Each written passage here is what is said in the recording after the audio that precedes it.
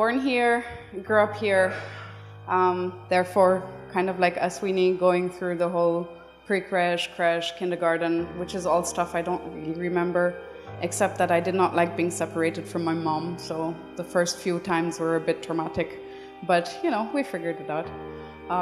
Transition school, like Aswini, were pretty much the best years of my life, by far. Thanks to the teachers, mostly.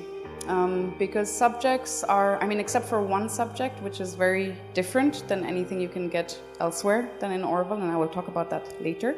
Apart from that, you have pretty much the same stuff as other schools, just they're taught to you differently. So I said I'm very freestyle, but there is one thing I wrote down, and I wrote it down in my hand because this is the only thing that has any value in what I'm gonna say, otherwise it's just a lot of blah blah, is that basically what the teachers provided me in transition school is basic structure, basic guidance, but otherwise all the space in the world to grow, and that's what's needed actually. It's like somebody to tell you, oh look, you can do this in this kind of a format, and you try to figure it out on your own. And I was like, woohoo, that's actually pretty cool.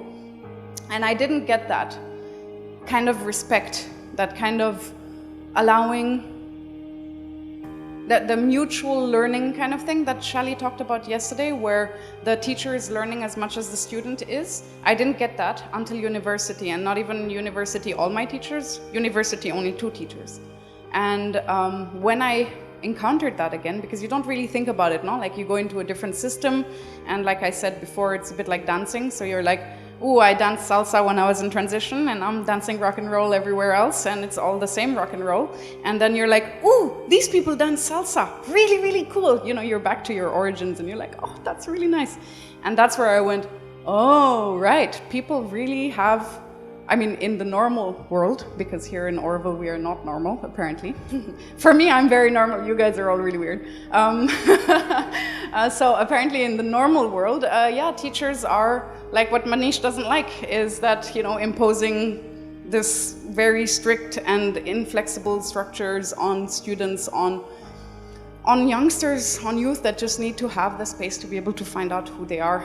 And so, yeah, I did management, hotel management. I can tell you that that was definitely not a breeze. Well, already after, rewind a bit, after transition, I went to the Lycée Français because at the age of 15, I discovered that I did want to go on studying because I do like learning, and Auroville does not have any university options, no training options, no nothing options. So I was like, okay, let's leave. And I have this fantastic advantage of being French, therefore all my studies are paid for when I'm in France. So I was like, okay, direction Pondicherry, Lycée Français, do a baccalaureate and leave to France, which is what I did. And I was shocked at the lack of respect that teachers have for students. At this, what Aswini said before of this, you know, you need to ask permission to go to the bathroom. It's something natural, you don't ask permission. I mean, you know, in transition, we don't ask permission. We do inform the teacher and say, like, sorry, going to the bathroom, and you go, you know, it's end of story. You don't ask, may I go to the bathroom? It's like, other option, I pee on myself. Okay, no. This is the kind of stuff I always do, okay? Sorry, rewind, you did not hear that. Anyway, so I was shocked.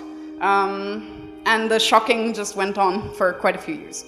Because after the Lycée Français, where I was shocked by my teachers there, I was also shocked in the marketing school. I mean marketing, management, hotel management school. I say marketing because that was actually my favorite subject. I learned about stuff like marketing, but remaining theory. So yeah, I went there because technically, initially I wanted to become a chef. And I'm just giving you this little detail because I wanted to tell you how horrible it was. Wanted to become a chef, except that it's a very misogynic world. And it's a very money-oriented world. If you don't have a very rich father or mother and or your own hotel or restaurant, there are very little chances of you becoming a chef unless you work very hard. And by very hard, I mean like 70, 80 hours a week for many years before even becoming a sous chef. And I was like, no, I'm not that kind of a person. I don't like working under people. I like working with people, but not under people. So I don't want to be a sous chef because that means I'm under the chef. I want to be a chef or nothing at all. So I was like, okay, I can't be a chef, so I'll just become a hotel manager. Then I'm anyway his chef, right? His boss, technically. So yeah, I did that. I passed with flying colors, but I was like, that is not what I want to do, so let's do something else. So I was like, okay, art school. I applied, got refused very blatantly. And then only after having been refused, I decided to go and visit the school. And I saw people with their noses in the air, like they really don't care. Anyway, definitely like they don't care about you because you are very unworthy. Artists are like floating above the rest of the world, which I had never had the impression before because my father is an artist and I never got that impression from him. So I was like, ooh, that's what artist means in Europe. Okay, then forget that. And while I was trying to figure out what I wanted to do, I did not have Valentine with her awesome gap year program. So what I did is I signed up for a language university because I speak 4 languages fluently. And I was like, I'll take a sabbatical year where I still get my scholarship because I'm signed up in a university. But it'll be a year where I can chill because I don't need to really do homework because, you know, I can just do it on the fly at the last minute. I'm also very lazy. And so, you know, kind of chilled. And then I found out that I love translation. That I found out in that school because languages, translation. And I was like, woohoo! So I did that. And since then, it changed my life.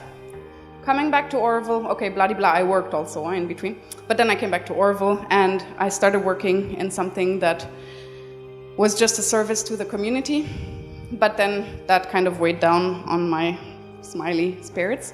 So then I became a teacher, and very unwillingly, because I very much like to say that I don't like children, but actually they're so sweet. Teenagers are tough to work with, but really awesome. And as much as possible, I try to keep that thing I wrote on my hand, the basic guidance, but just space for growth. That's what I try to give my students, and that's what I give them.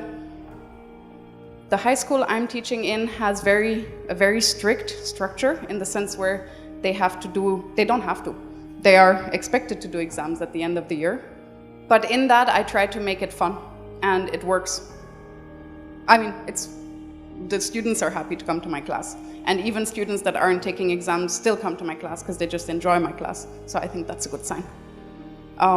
That's pretty much it. I just try to make education fun and make them want to learn forever, kind of like I learned through my learning.